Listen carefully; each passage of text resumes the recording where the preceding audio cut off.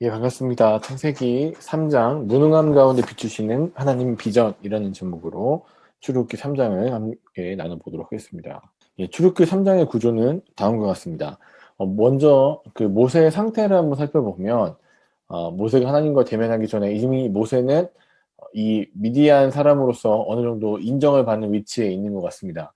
왜냐하면 그가 많은 양떼를 데리고 그 미디안 사람들에게 굉장한 자산이라고 생각되는 그 양떼를 몰고 먼 곳까지 이동하며 왔다 갔다 할 수 있을 정도로, 첫 번째는 이제 그 목자의 삶에 익숙해진 사람이면서 그 공동체에 어느 정도 신뢰를 얻은 존재라는 것을 우리는 이 3장 내용을 통해서 좀 살펴볼 수 있습니다. 그러므로 그가 이전에 자신의 어떤 하나님 앞에 부름을 받았다고 생각했던 소명들, 그 민족의 구원자라든지 아니면 높은 고위층의 사람으로서 어떤 자신의 사회적 책임에서 벗어나서 완전히 미디안 사람 중에 한 명, 또 이 광야에 거하는 사람 중에 한 명으로 완전 동화된 모습을 보여줍니다. 그가 그 이전의 모습을 완전히 상실한 상태라는 것을 우리는 볼 수 있습니다.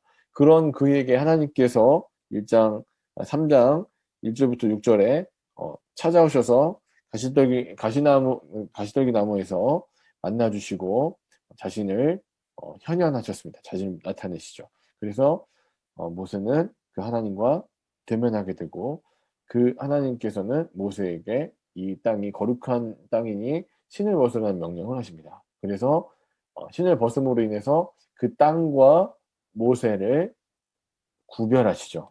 성경에서 나오는 그 구별이라는 단어는 항상 거룩이라는 단어와 같은 단어라고 말씀드렸습니다. 그래서 그를 구별하신 후에 그에게 사명을 주시는데, 사명의 내용이 7절부터 12절까지 있는 가라라는 명령입니다. 이 백성을 인도하여 내라라는 명령을 하십니다. 그거에 대한 모세의 반응은 내가 누구이기에 라고 얘기합니다. 이 내가 누구이기에, 제가 누구이기에 그 일들을 할 수 있겠습니까? 하나님의 사명을 내가 어떻게 감당할 수 있겠습니까? 라는 질문에 하나님의 답변은 이렇습니다. 내가 반드시 너와 함께 하시겠다는 약속을 해주십니다.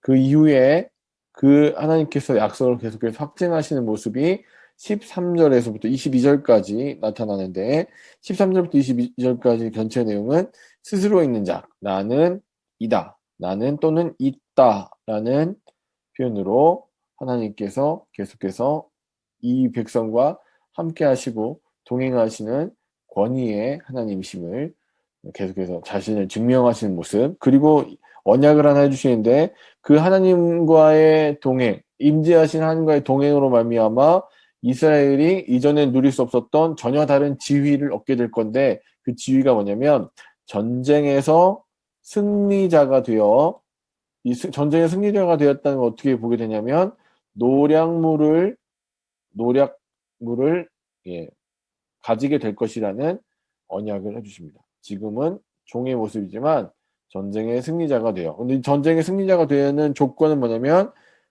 늘 함께 하신 그 하나님과 함께 해야지만이 가능한 모습. 그래서 3장의 구조는 이렇게 다음과 같습니다.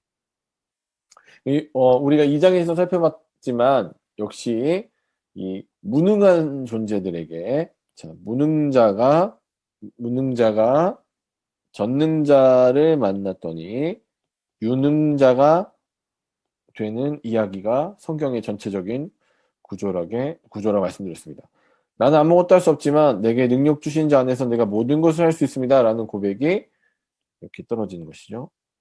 그래서 이 구조는 예, 지난 시간에 충분히 설명드렸고 이 새벽 설교에서도 충분히 잘 설명되고 있습니다. 한번 같이 참조하시면 좋을 것 같습니다. 그래서 무능한 존재, 그러니까 결국에는 그 이스라엘 백성들까지도 전능하신 하나님을 만나는데, 그 전능하신 하나님을 만나는 순간은 어떤 때는 그 고통의 시간이에요. 광야의 시간이고 죽음의 위기의 순간이지만, 그 순간 하나님께서 함께 하심으로 인해 그 순간을 모두 이겨냈을 때 비로소 그는 성취하는 유능자가 된다는 구조가 중요한 구조로 3장에서도 자리 잡고 있습니다. 우리가 주목해서 볼 것들이 몇 가지 있습니다. 자, 보았느니라가 지금 드러나고 있는 것이죠. 우리가 살펴봤던 1절부터 이 전체적인 내용 안에서 하나님의 임재를 상징하는 단어들이 나오는데 여호와의 사자, 예전에 이걸 천사라고 번역했었는데 조금 잘못된 번역인 것 같습니다. 자, 여호와의 사자. 항상 창세기에 나오는 여호와의 사자는 하나님이랑 동일시 되는 경향이 있습니다. 기억하시면 좋을 것 같습니다. 여호와의 사자, 불, 여호와, 또 엘로힘이라고 등장하는 그 네 개의 단어들이 하나님의 임재를 설명해 주는 단어로 나타나고 있습니다. 그래서 다시 떨기나무에 임하신 떨기나무에 임하신 하나님의 이 임재를 보여주고 있고, 그 하나님의 임재를 통해서 하나님께서 확실히 모세 가운데 계심을 보여주고 있습니다. 그래서 우리가 지금 큰 구조 안에서 보았느니라 전할지니라에서 보았느니라 부분에선 하나님이 누구신지, 하나님이 어떤 힘을 갖고 계신지, 하나님에 대한 계시가 주어지고 있는데, 그 계시가 동일하게 이 3장 안에서도 먼저 전제로 주어집니다. 그래서 보았느니라, 그리고 하나님이 그 보았느니라가 다 된 모세에게 전할지니라 사명을 주시죠. 근데 그 감당하기 위해서는 어떻게 됩니까? 그것을 감당하기 위해서 하나님께서 그에게 보았느니라, 전할지니라, 세 가지 그림 안에서 보았느니라, 전할지니라, 그 다음에 함께 하시죠. 동행의 구조. 하나님이 이 모든 것이 전할지니라가 되기 위해서는 하나님과의 동행이 필수적이다. 그래서 이 모습을 보여줍니다. 그래서 언제나 우리는 사명에 앞서 자신을 계시하신 하나님이 누구신지를 먼저 아는 것이 정말 중요합니다. 사명을 감당하겠다고 하나님 일하겠다고 덤비는 게 먼저가 아니라 하나님이 어떤 분이신지를 충분히 깨닫고 그 하나님께서 무엇을 기뻐하시고 어떻게 그 하나님과 동행해야 될지. 근데 이게 왜 중요하냐면 계시하신 하나님을 알아갈수록 사명의 깊이가 더 깊어지는, 이게 굉장히 중요한 부분입니다. 하나님이 계시하시는 그 부분을 깊이 알아갈수록 사명을 깨닫는 그것이 더 깊어진다는 것을 알 필요가 있습니다. 그런 하나님 앞에 우리가 취할 것은, 하나님께서 그래서 이 백성에게, 그러니까 모세에게 단지 원하시는 게 뭘까요? 이 사명을 감당하기 위해서 모세가 해야 될 건 단지 하나님께 명령에, 신을 벗으라는 그 명령에 순종하여 자신을 거룩하게 구별하는 일입니다. 그래서 하나님께 쓰임받기 위해서는 순종과 그 순종이 수반하는 거룩을 행하는 일이다. 하나님은 뭐 큰 걸 원하시는 게 아닙니다. 뭘 갖다 바쳐야 될지 모를 땐 하나님의 명령에 순종하고 그 삶을 순종으로 인하여, 우리가 레위기에서 살펴보는 것처럼 순종은 거룩을 생산하죠. 순종은 거룩을 수반합니다. 하나님 명령에 순종해서 그 말씀을 따르면 세상과는 구별되게 되어진 것을 우리가 계속해서 그 그림을 보고 계시는데, 이 그림을 생각해 보실 수 있을 것 같습니다. 두 번째로는 인도하여 내게 하리라라는 하나님의 이 인도하여 내리라, 그러니까 명령을 주셨을 때 모세의 답변은 내가 누구이게? 라는 답변을 합니다. 80세 노인 모세에게 하나님의 명령은 너무나도 과분하고 또 과중한 임무입니다. 그러나 모세의 질문, 내가 누구이기에? 내게 더 이상 무슨 능력이 있겠습니까? 내게 어떤 것이 있겠습니까? 내가 무엇을 가지고 있겠습니까? 라는 답변에, 무엇을 가지고 있는지에 대한 질문에 하나님의 답변은 내가 반드시 너와 함께 있으리라 라는 답변이십니다. 모든 걸 다 가지게 되는 거죠. 그러니까 모세가 누구인지, 무엇을 가지고 있는지, 어떤 상태인지는 사실 중요하지 않아요. 정말 중요한 것은 뭡니까? 모세가 누구와 함께 있는가가 정말 중요한 부분입니다. 이 내용은 역시 이스라엘에게도 동일하게 주어지고, 오늘날 하나님의 백성인 교회와 우리에게도 동일한 이 내용이 우리에게 전해집니다. 내가 어떤 존재이고 내가 무엇을 가지고 있느냐가 중요하지 않습니다. 바로 하나님이 누구신지가 훨씬 더 중요한 것을 3장에서 우리에게 분명히 얘기해주고 있는 것입니다. 마지막으로 이 나머지 부분 13절부터 22절까지의 내용은 나는 이다라는 내용이 계속해서 반복되고 있습니다.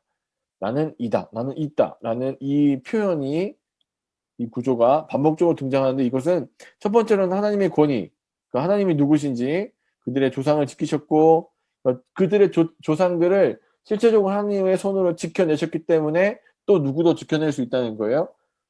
지금 이 얘기를 듣고 있는 너희도 마찬가지로 하나님의 보호와 하나님의 권능이 함께할 거다라는 얘기를 하시는 거죠.